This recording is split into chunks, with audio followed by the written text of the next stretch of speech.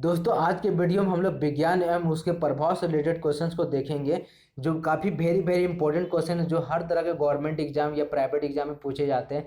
Railway, SSC, UPSC या कोई भी स्टेट लेवल का एग्जाम हो उसमें पूछे जाते हैं। इसको आप देखेंगे, 1 मिनट भी देखेंगे तो आपको समझ में आ जाएगा कि ये वीडियो आपके लिए काफ़ी हेल्पफुल होने वाला है। इससे पहले आपको विज्ञान से रिलेटेड क्वेश्चन बना दिया गया है। वीडियो मौजूद है प्लेलिस्ट में, आप जाके देख सकते हैं। तो इससे पहले वीडियो बनाया जा चुका है, तो यहाँ पे देख सकते हैं वैज्ञानिक कारण से रिलेटेड वीडियो बनाया जा चुका है, ब्राह्मण से रिलेटेड क्वेश्चंस बनाया जा चुका है। यहाँ पे आप देख सकते हैं हर एक इंपॉर्टेंट क्वेश्चन यहाँ पे बनाया जा रहा है साइंस से रिलेटेड, क्योंकि ग्रुप 2 का एग्जाम होने वाला है और आरआरबी एनटीपीसी सीबीडी 2 का भी एग्जाम होने वाला है। तो उसमें जनरल साइंस काफ़ी इंपॉर्टेंट रोल प्ले करने वाला है, तो यहाँ पे हम लोग देख सकते हैं। और नेक्स्ट वीडियो में आपको और सीधे मिलने वाला है जो प्रमुख नियम सिद्धांत से रिलेटेड पास्कल नियम सब कुछ मिलने वाला है। तो चैनल को सब्सक्राइब कर लीजिए, बेल आइकन दबा दीजिए ताकि नया वीडियो अपलोड हो सीधा नोटिफिकेशन आपके पास चला जाए। तो आज हम लोग चलते हैं विज्ञान एवं उसके प्रभाव से रिलेटेड क्वेश्चन को देखते हैं। तो एक एक करके सारे वीडियो अपलोड होंगे। तो यहाँ पे देखिए ये काफ़ी इंपॉर्टेंट क्वेश्चन है। ऐसा क्वेश्चन देखिए बहुत बार पूछा जाता है रेलवे के एग्जाम में, रिपीटेड क्वेश्चन। यदि किसी वस्तु का वेग दोगुना कर दिया जाए तो क्या होगा? तो संवेग उसकी दुगुनी हो जाएगी और गतिज ऊर्जा 4 गुना हो जाएगी। तो यहाँ पे काइनेटिक एनर्जी का फॉर्मूला होता है हाफ एम वी स्क्वायर। जैसे यहाँ पे देख सकते हैं half m v square kinetic energy का फॉर्मूला आता है। तो काइनेटिक एनर्जी को दोगुना कर दिया जाए तो यहाँ पे इसको सॉल्यूशन करके पता कर सकते हैं कि दोगुना होगा कितना होगा। तो यहाँ पे अगर वेग को दोगुना कर दिया जाए, जैसे यहाँ पे देखिए इसका वेग ये वी स्क्वायर, तो भी को दोगुना कर दिया जाए तो यहाँ पे स्क्वायर है ना, 2 है तो 4 हो जाएगा, तो ये ज़्यादा हो जाएगा ना।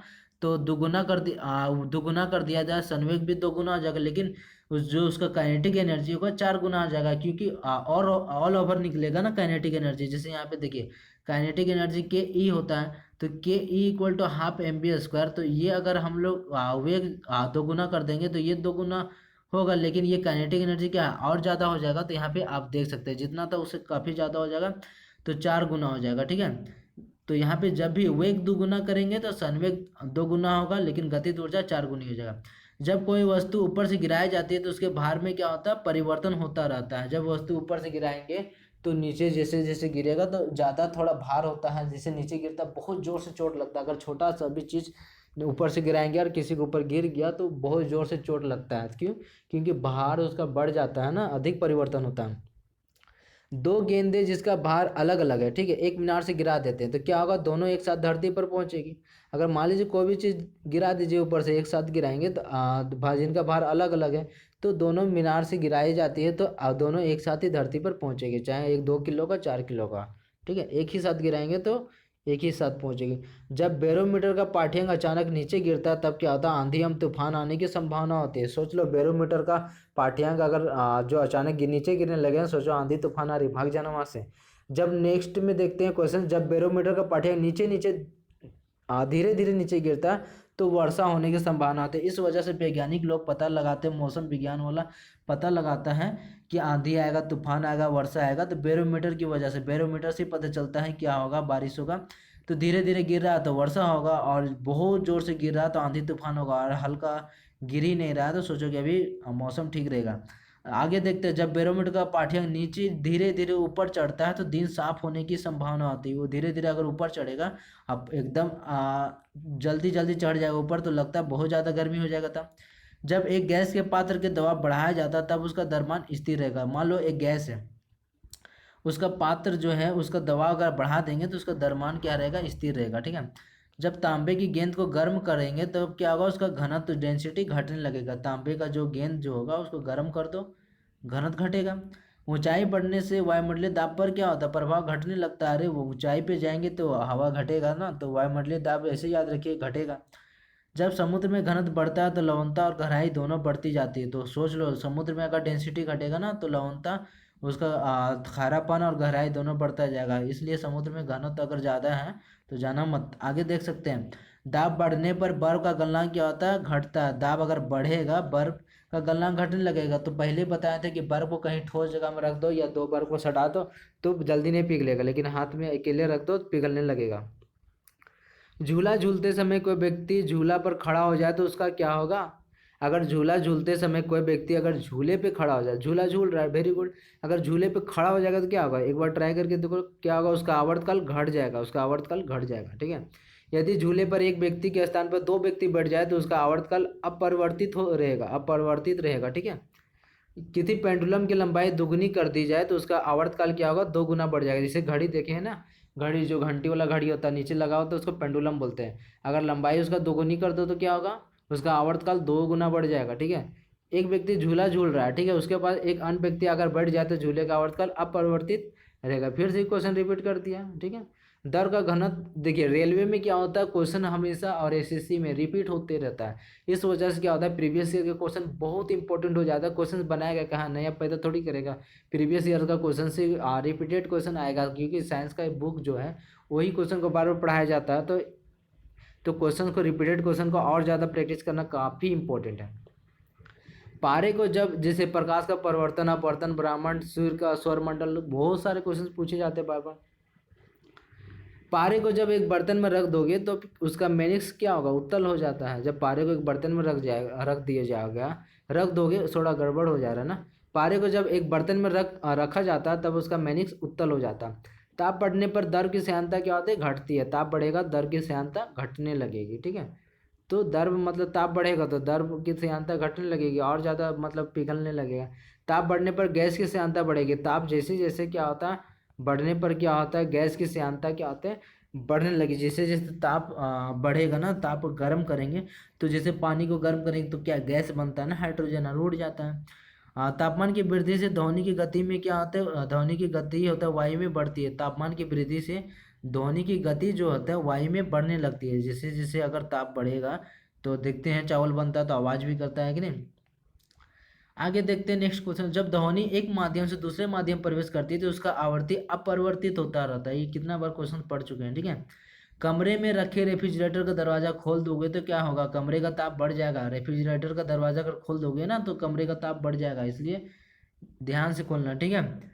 पानी से, ठंड के दिन में खोल सकते हो। पानी से भरे एक बर्तन में बर्फ का एक टुकड़ा तैर रहा है। पानी से भरे एक बर्तन में बर्फ का टुकड़ा तैर रहा है, क्योंकि बर्फ तो हल्का होता है पानी की डेंसिटी से, ठीक है, पानी का डेंसिटी से कम होता है। पूरी बर्फ पिघलने पे जल का, बर्तन का जल स्तर क्या होगा, अपरिवर्तित रहेगा, ठीक है। थोड़ा सा जल फैल जाएगा ना, ज़्यादा जल हो जाएगा। मान लो बर्फ डाल दिए हैं तो अभी तो डाल दिए, लेकिन थोड़ा देर के बाद क्या होगा, थोड़ा भर जाएगा। झरने में जब जल ऊंचाई से गिरता है तो उसका ताप बढ़ जाता है। झरने में जब जल होता है ऊंचाई से गिरता है, झरने में देखो, देखिए झरना है वहाँ ऊंचा से जल गिर रहा है तो उसका ताप क्या होगा, बढ़ेगा ना, बहुत स्पीड से, मतलब गर्म भी रहेगा। एक कमरे में पंखा चल रहा है तो कमरे की वायु का ताप बढ़ता जाएगा। कमरे की वायु का जो ताप है बढ़ता ही जाता है। जब दो समंदर दर्पणों के बीच कोई वस्तु रखा जाता है तो उसके प्रतिबिंबों की संख्या असंख्य होती है। जब दो समांतर दर्पण, जो एक दर्पण और एक दर्पण इधर आपको के बीच कोई वस्तु रख दिया जाए, यहाँ पे वस्तु रख दिया एक दर्पण इधर, तो उसके प्रतिबिंब जितने बनेगा, बहुत बनेगा, इन्फिनाइट, बहुत असंख्य, गिना ना जा सके इतना। जब किसी दर्पण को थीटा कोण से घूर्णित किया जाए तो परावर्तित किरण का घूर्णन क्या होगा, 2 थीटा होगा, -2 थीटा, यहाँ पे देख सकते हैं, ठीक है। -2 थीटा नहीं, ये इसी तरह से मतलब डैश दे के लिखा गया। साबुन के बुलबुले को आविष्ट करने में उसकी त्रिज्या बढ़ती है। साबुन के बुलबुले जो है ना, जैसे साबुन के बुलबुले या फिर जो होता है सर्फ होता है, जो सर्फ एक्सल वगैरह ले लेते हैं, तो बुलबुले का आविष्ट करने पे क्या होगा, उसकी त्रिज्या जो है बढ़ेगी। दो आवेशों के बीच की दूरी दुगुनी करने में उसके बीच का काल क्या होता है, उसका चौथाई हो जाता है। दो आवेश है, उसके बीच की दूरी अगर दुगुनी कर दो तो उसका चौथाई हो जाएगा उसका बीच का बल। जब किसी छड़ को चमड़े से रगड़ दोगे तो क्या होगा, छड़ में ऋण आवेश उत्पन्न होता है। जब किसी छड़ जो है उसको चमड़े से रगड़ देना, ठीक है, जो कोई जूता चमड़ा का मिल जाए तो रगड़ देना, तो ऋण आवेश उत्पन्न हो जाएगा। यदि एक तार की लंबाई एवं अनुप्रस्थ काट को दोगुना कर दिया जाए तो इसका प्रतिरोध क्या होगा, अपरिवर्तित रहेगा। तो ये क्वेश्चन बहुत काफ़ी इंपॉर्टेंट होना है। तो यहाँ पे आप क्या कर सकते हैं, वीडियो को स्किप नहीं करना है, पूरा देखना है मन लगाकर, या फिर मन नहीं लग रहा तो ज़बरदस्ती देखना है, क्योंकि ये काफ़ी इंपॉर्टेंट होने वाला है। जब चुंबक को गर्म करेंगे तो क्या होगा, उसका चुंबक तो नष्ट हो जाएगा, इसलिए चुंबक को गर्म मत करना है, क्योंकि अगर उसका चुंबक नष्ट हो गया तो फिर दोबारा से चुंबक बनाना मुश्किल हो जाएगा। तो पृथ्वी जब चंद्रमा और सूर्य के बीच होती है तो चंद्र ग्रहण होता है। ये क्वेश्चन मैं पहले बताना चाहता था पिछले वाला ब्रह्मांड वाले में, लेकिन भूल गया था बताने के लिए। देखिए चंद्र ग्रहण और सूर्य ग्रहण कैसे होता है। देखिए ये हमारा सूर्य है, ठीक है, ये हमारा, यहाँ पे एक थोड़ा सा बता देते हैं, ये हमारा सूर्य है और ये हमारा पृथ्वी है और ये उपग्रह है चंद्रमा, ठीक है। तो ये हमारा चंद्रमा है, ये पृथ्वी है और ये सूर्य है। तो जब हमारा पृथ्वी हमारा सूर्य के चारों ओर चक्कर लगाती रहती है, लेकिन जब चंद्रमा घूमते घूमते पृथ्वी और सूर्य के बीच में आ जाता है, तो यहाँ से हम लोग सूर्य को, यहाँ पे जैसे यहाँ पे चंद्रमा आ गया, तो हम सूर्य को देखेंगे तो दिखाई नहीं देगा, चंद्रमा दिखाई देगा, थोड़ा सूर्य दिखाए, तो बोलते हैं क्या है, सूर्य को ग्रहण लग गया। देखिए चंद्रमा बीच में आ गया तो सूर्य नहीं दिखाई दे रहा, सूर्य ग्रहण। तो यहाँ देखिए सूर्य है, यहाँ पृथ्वी चंद्रमा, और छेक यहाँ पे नहीं दिखाई दे रहा, छेक दिया तो नहीं दिखाई दे रहा, सूर्य को ग्रहण लग गया क्या। अब यहाँ पे देखिए, अगर यहाँ पे पृथ्वी बीच में आ गया और चंद्रमा पीछे रह गया, यानी चंद्रमा घूमते घूमते पीछे आ गया पृथ्वी, तो अब यहाँ पे क्या होगा, चंद्रमा हमें नहीं दिखाई दे रहा है, अरे सूरज दिखाई दे रहा है, चंद्रमा नहीं दिखाई दे रहा, तो क्या बोलेंगे, चंद्र ग्रहण हो गया। तो यहाँ पे देखिए पृथ्वी और जब चंद्रमा और सूर्य के बीच में पृथ्वी आ गया, देखो चंद्र ग्रहण हुआ। और यहाँ पे अगर यहाँ चंद्रमा आ गया तो देखिए सूर्य ग्रहण हुआ। ठीक है। दूध से क्रीम को अलग करने पे दूध का घनत्व बढ़ जाता है। ठीक है। द्रव का ताप घटने से क्या होता है, उसके वाष्पन की दर घट जाती है। द्रवों का क्वथनांक दाब बढ़ने पर क्या होता है, बढ़ जाता है। अगर प्रेशर कुकर में क्वथनांक बढ़ेगा तो दाब भी तो बढ़ेगा, तो इसलिए छूना मत उसको जाके प्रेशर कुकर को, नहीं तो जल जाओगे। यहाँ पे देखो, जब प्रकाश वायु से कांच में प्रवेश होता है तो इसकी चाल घट जाती है। जब कोई प्रकाश है वायु से हवा के द्वारा कांच में प्रवेश कर जाता है, जैसे कोई प्रकाश आ रहा है वायु से अगर कांच में प्रवेश कर गया तो इसकी चाल जो होता है घट जाती है। ठीक है। आगे नेक्स्ट क्वेश्चन हम लोग देखते हैं, किसी द्रव को गर्म करने पे उसके अणुओं की गतिज ऊर्जा जो होता है बढ़ जाती है। कोई द्रव है उसको गर्म करेंगे तो मान लीजिए एक बर्फ है तो बहुत सारे अणुओं से मिलकर बना है ना, गर्म करोगे तो क्या होगा, उसके अणुओं की जो गतिज ऊर्जा है बढ़ जाएगी और जल्दी पिघल जाएगा। यदि जल की कोई छोटी छोटी बूंदों को मिलाकर एक बड़ी बूंद बनाई जाती है तो बड़ी बूंद का ताप क्या होता है, बढ़ जाता है। ठीक है। जब तांबे की अभिक्रिया गर्म शांत नाइट्रिक अम्ल के साथ कराई जाती है, जब तांबे को अभिक्रिया करवाई जाती है गर्म शांत नाइट्रिक अम्ल से, तो बड़ी बूंद का ताप बढ़ जाता है। Na2 गैस प्राप्त होती है। ठीक है। तो Na2 गैस जो होता है ना, क्या होता है, प्राप्त होती है। ताप बढ़ने पे विलयन की मोलारता जो होती है घटने, ताप जैसे जैसे बढ़ेगा विलयन की मोलारता घटते जाता है। सोडियम को जल में डालने से ऑक्सीजन गैस निकलती है। सोडियम को अगर जल में डालेंगे ना तो ऑक्सीजन गैस क्या होता है, निकलने लगेगी। तो सोडियम को जल में डालो। और ऑक्सीजन अभी कोरोना वायरस में क्या हो रहा है, ऑक्सीजन की काफ़ी ज़रूरत है, तो ऑक्सीजन नहीं मिल पा रहा है। अरे सोडियम खरीदो और गैस में क्या बोलते हैं, जल में डाल दो, ऑक्सीजन गैस निकलने लगी। देखो यहाँ बोला ना, सोडियम को जल में डाल दो ऑक्सीजन गैस निकलने लगी, अरे उसी ऑक्सीजन को ले लो। सोडियम एसीटेट को सोड लाइम के, थोड़ा सा रिसर्च कर लो, ठीक है, नहीं तो डायरेक्ट मत करना। सोडियम एसीटेट को सोई लाइम के साथ गर्म किया जाता है तो मीथेन गैस बनता है। ठीक है। मैग्नीशियम ऑक्सीजन में जलाने पर क्या होता है, अम्लीय ऑक्साइड बनता है। मैग्नीशियम ऑक्साइड में, और मैग्नीशियम ऑक्सीजन में जलाने पर क्या होता है, अम्लीय ऑक्साइड बनेगा। मैग्नीशियम ऑक्सीजन में अगर जला दोगे क्या होगा, तो अम्लीय ऑक्साइड बनेगा। नाइट्रिक ऑक्साइड गैस के साथ ऑक्सीजन को मिलाने से इसका रंग भूरा हो जाता है। नाइट्रिक ऑक्साइड गैस के साथ ऑक्सीजन को मिला दोगे तो क्या होगा, नाइट्रिक ऑक्साइड के साथ NO, तो उसके बाद क्या होगा, भूरा हो जाएगा उसका रंग। चूना पत्थर CaO को गर्म करने पर कली चूना पदार्थ होता है। तो चूना पत्थर को गर्म करने पर क्या होता है, चूना पदार्थ होता है। ठीक है। कली चूना 150 डिग्री सेल्सियस तक गर्म होने पर होता है यूरिया बायोयूरेट होता है, यानी यूरिया और यहाँ यूरेट, ऐसे याद रखते हैं। 150 डिग्री सेल्सियस गर्म होने पर यूरिया बायोरेट हो जाता है। ठीक है। अब प्लास्टर ऑफ पेरिस को गर्म करके जिप्सम उत्पन्न किया जाता है। प्लास्टर ऑफ पेरिस जो होता है ना, ZnSO4 ऐसे याद रख सकते हैं, ZnSO4 और प्लस H2O4 ऐसे था, तो ZnSO4 ऐसे याद है, बाकी क्या था वो याद नहीं आ रहा। ठीक है। प्लास्टर ऑफ पेरिस को गर्म करने पर क्या होता है, जिप्सम बनता है, इसलिए हमारा क्या होता है, जब हड्डी वगैरह टूटता है तो प्लास्टर ऑफ पेरिस किया जाता है। ठीक है।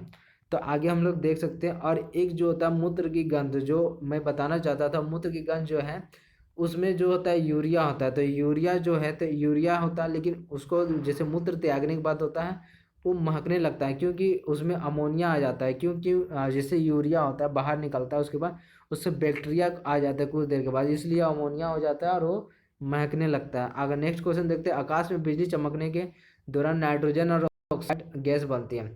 आकाश में अगर बिजली चमक रहा है तो उस समय देखिए नाइट्रोजन और ऑक्साइड गैस बनती है। और यहाँ पे देखिए चावल को पॉलिश करने पर नष्ट हो जाता है थायमिन, विटामिन B1 जो होता है ना, विटामिन B1 थायमिन होता है, नहीं कहा था, नष्ट हो जाता है। तो विटामिन के बारे में भी आप जानते होंगे कि विटामिन से कौन कौन सा रोग होता है, किस विटामिन की कमी से। तो उसका एक रवे सारे वार, तो ये रवे सारे वार जो होता है उसका एक क्या बोलते हैं, ट्रिक है।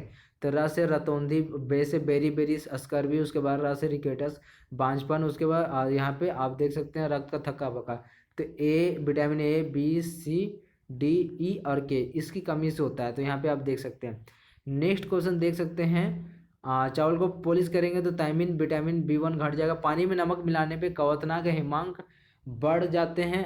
तो कवथनांक तो बढ़ जाता है, पानी में नमक मिला दो, पानी में अगर नमक मिला दो तो उसका कवथनांक जो है ना बढ़ जाएगा, लेकिन हिमांक मिला दो तो तो पानी में अगर तो न पानी में नमक मिलाने पे कवथनांक बढ़ जाता है, अब पानी में हिमांक मिला दोगे तो कवथनांक उसका घट जाएगा। क्लोरीन बुझे हुए चूने के साथ अभिक्रिया कर ब्लीचिंग पाउडर बनाता है, तो ब्लीचिंग पाउडर कैसे बनता है? क्लोरीन को बुझे हुए चूने से अभिक्रिया करवा कर।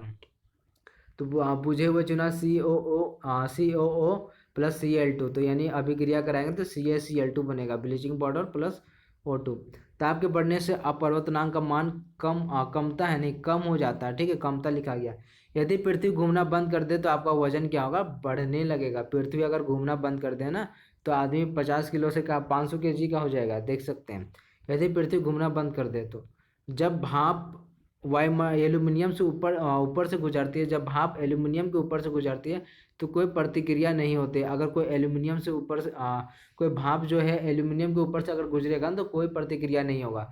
तो अगर देखिए खाद्य पदार्थ जो है, खाने का चीज़ है, ये आलू बैगन टमाटर बना हुआ है, जो भी खाने का पदार्थ है, सब्जी वगैरह बना है, उसको एल्यूमिनियम की पन्नी जो एल्यूमिनियम का पेपर जो होता है ना, उसमें अगर पैक करके रखेंगे तो क्या होगा पता है? तो वो ख़राब नहीं होता है, क्योंकि ये जो है ना नमी को नहीं आने देता। ये एल्यूमिनियम का पेपर है जो है, ये नमी को नहीं आने देता, यानी मॉइस्चर को नहीं आने देता, यानी जल और हवा को संपर्क में नहीं आने देता है, और जिस कारण इसमें बैक्टीरिया कीटाणु वगैरह नहीं पहुंच पाते, इसलिए खाना सेफ रहता है, ठीक है।